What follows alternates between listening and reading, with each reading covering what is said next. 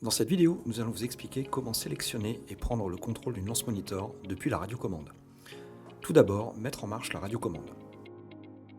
Pour cela, insérez la clé en alignant le repère rouge en face de la position Out, puis retirez la radio-urgence. Tournez la clé jusqu'à la position Start.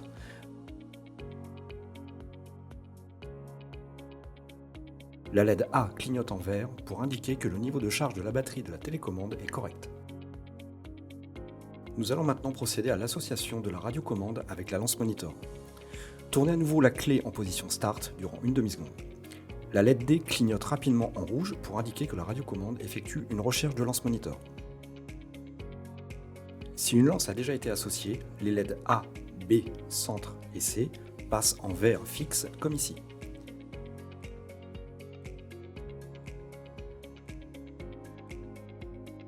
La radiocommande a désormais le contrôle de la lance monitor que nous venons de lui associer. La lance peut maintenant être commandée depuis la radiocommande. Jusqu'à 12 lances monitor peuvent être associées à la radiocommande. Pour sélectionner l'une d'entre elles, tournez la clé en position Start durant 3 secondes.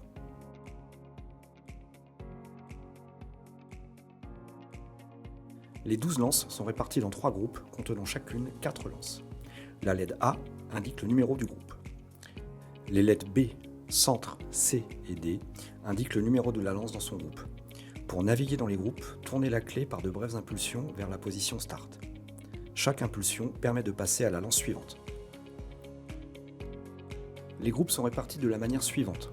La LED A clignotant orange indique le groupe 1, les lances 1 à 4.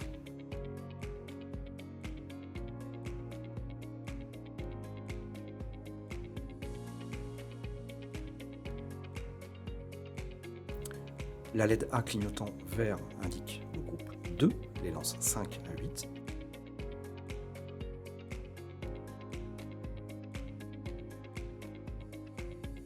La LED A clignotant rouge indique le groupe 3, les lances 9 à 12. Une impulsion supplémentaire sur la clé permet de revenir au début du premier groupe. Ici, nous revenons sur la lance 1 du groupe 1, que nous allons valider pour l'exemple en appuyant sur le bouton balayage automatique. Lorsque la radiocommande est associée à la lance monitor et que les butées des mouvements SIT et azimut ont été configurés au préalable, les LED A, B, centre et C restent allumés en vert fixe. Ces LED indiquent respectivement l'état de l'alimentation électrique, la connexion avec la lance, la disponibilité du mouvement horizontal et enfin la disponibilité du mouvement vertical. Lançons maintenant un balayage automatique en appuyant justement sur le bouton balayage durant une demi-seconde. Le balayage horizontal ou azimut démarre. La LED B clignote indiquant qu'un balayage est en cours. La LED centre passe en rouge fixe pour signifier que le mouvement azimut est occupé.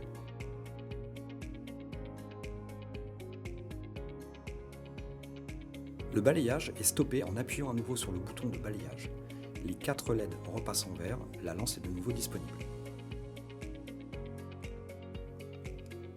Dans une configuration possédant plusieurs lances monitor, chacune d'elles possède un identifiant.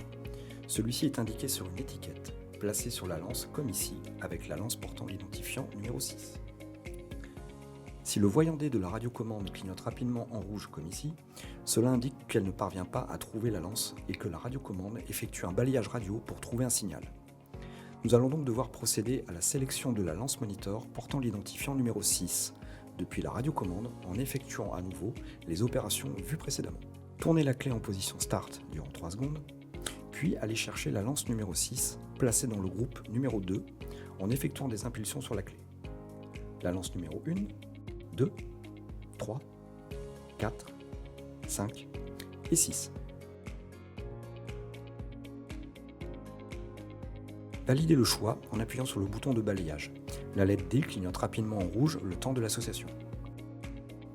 Puis, les 4 LED s'allument fixes.